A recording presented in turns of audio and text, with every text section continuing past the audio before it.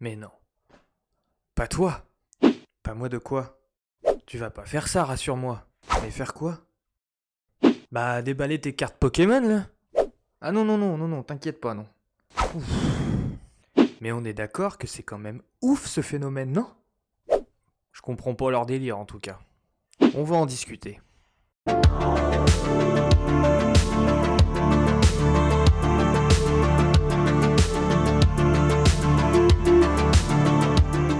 Salut à tous les geekos, c'est Remo Gibbs, le gamer lambda. J'espère que tout le monde va bien et bienvenue dans cette nouvelle vidéo. Alors, vous allez sûrement me prendre pour un noob. Non, pas un noob, un vieux croulant. Mais j'ai découvert ce phénomène il y a très peu de temps. Je ne pensais pas que Pokémon avait autant encore la cote. J'en reviens toujours pas de tout l'engouement qu'il y a encore pour ça. Utilise des mots un peu plus flex, bro.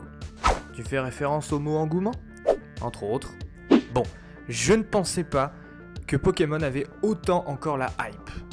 Laisse tomber. Et encore moins le fait de posséder des cartes Pokémon. J'ai découvert ce phénomène en me perdant un soir sur TikTok. Attends. Qu'est-ce que tu viens de dire là ? Oh là là. Me dis pas qu'on voit ma gueule sur TikTok. Un peu. Et donc je disais, j'ai vu plein de lives de mecs ou de nanas, ou même les deux des fois s'ils faisaient ça en couple, de déballer des cartes Pokémon donc en plein live et avec plein de viewers. J'ai donc ensuite traîné un peu sur YouTube, voir si c'était que sur TikTok. Mais non, c'est un truc de ouf. Bon après je me suis vite perdu dans tous les Pokémon parce que moi je suis de la toute première génération de Pokémon. J'en ai connu que 150. Phantominus, Spectrum et Ectoplasma sont les meilleurs Pokémon et je ne veux rien entendre.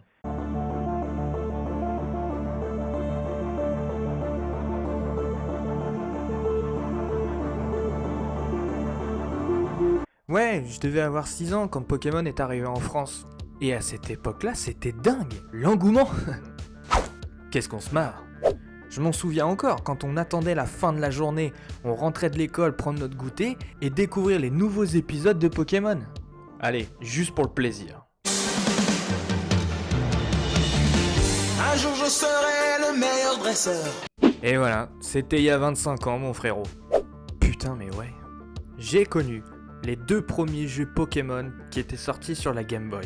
Et comme beaucoup de monde, j'avais choisi la version rouge. Bah oui, Dracofeu, il est pas arrivé comme ça. Et ensuite, les cartes Pokémon ont envahi en masse nos cours de récréation. Et c'était dingue. On pouvait se battre entre nous lors des échanges de cartes de Pokémon. Des négociations qui pouvaient prendre des semaines entières. Je m'en souviens à l'époque où je tannais ma mère lorsqu'elle allait acheter son paquet de cigarettes dans un bureau de tabac, à l'époque où elle fumait, pour me prendre des paquets de cartes. D'ailleurs, à cette époque, c'était pas Dracofeu le Saint Graal. Bon, c'était un des plus forts, c'est vrai, mais c'était pas la carte que tout le monde cherchait. Le Saint Graal. Tu fais pas d'effort non plus. Tu peux pas juste dire la carte la plus rare. La carte la plus rare donc, voilà, était celle de Mewtwo. Et si tu l'avais en brillant, je peux te dire que c'était toi le king de la récré. Oh là là, quel souvenir. Bref, pour ce qu'il en est aujourd'hui, je me suis documenté pour comprendre cette hype. J'ai checké des reportages, des articles et des vidéos YouTube, et en fait l'explication elle est complètement logique. Je suis tombé sur un petit reportage de la chaîne du Parisien. Attends. Quoi encore ?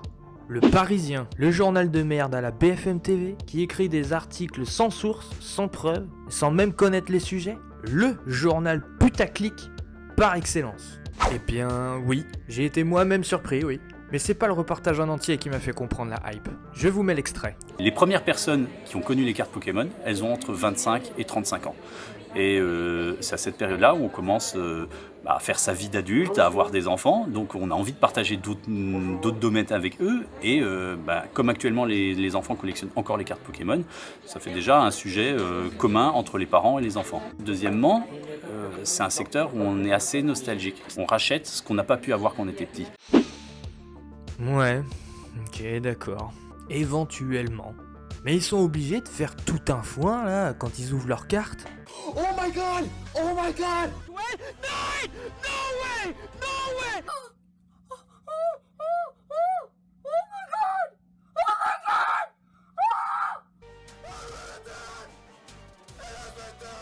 Bah, c'est clair que s'ils adoptent ton attitude, ça va beaucoup moins bien marcher. Ça va marcher beaucoup moins bien, forcément.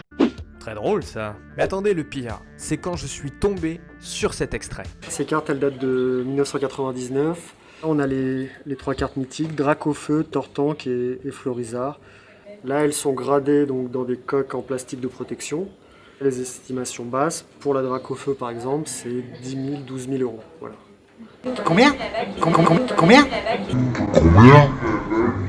Quand j'ai vu ça, mon enfance, elle m'est remontée là. Les boulasses.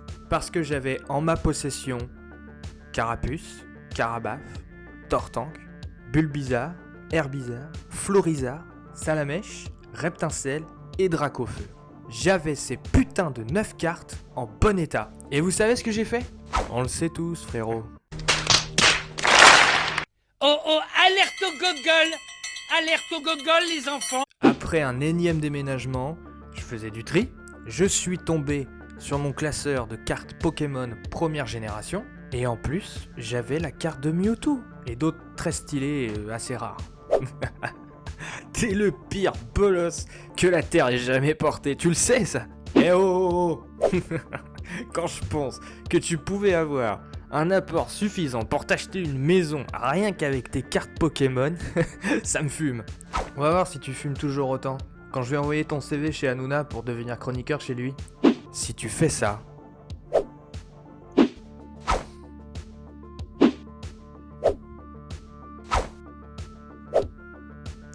Bref, donc oui, j'ai un peu les boules aujourd'hui, je ne vais pas vous le cacher.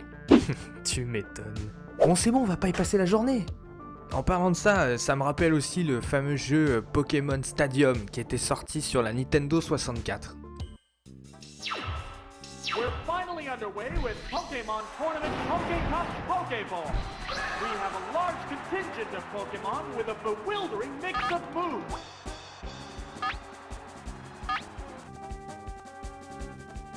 Fire Blast! Major Damage! Gone! It's a one-hit wonder! Oh là là, ce qu'il était bien ce jeu!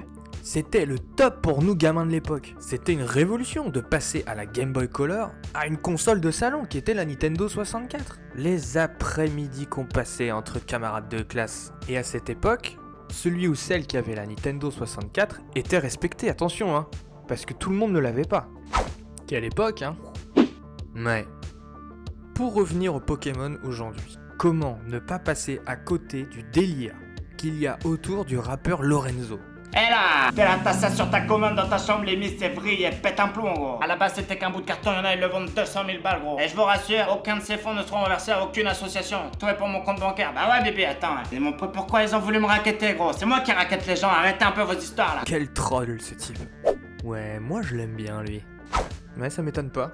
Non mais sans déconner, il met ses cartes aux enchères sur eBay et l'une d'entre elles est montée à plus de 75 000 euros avec 250 enchères dessus. Et j'ai regardé un petit peu, ce sont des vraies enchères. Il y a des bots, mais il y a aussi des vraies enchères. Ok c'est bon, frérot, t'arrêtes ta chaîne de merde là et tu te mets à déballer des cartes Pokémon. Je croyais que tu n'approuvais pas ça toi. Mais on s'en fout de ce que je crois. T'as vu tout le pognon qu'on peut se faire là? Ouais mais non, moi ça me dit trop rien. C'est pas trop mon délire de faire ça. Je respecte celles et ceux qui le font. Hein. Je leur laisse la place sans souci. Rabat-joie. Ouais, c'est ça, ouais. Bon, allez, sur ce, je vous dis à la prochaine, les geekos. Passez une bonne fin de journée, de soirée, une bonne nuit, une bonne matinée. Bref, passe un bon moment. Si le contenu de la chaîne vous plaît, je vous bassine pas sur ce qu'il faut faire. TMTC. Et à bientôt pour une nouvelle vidéo.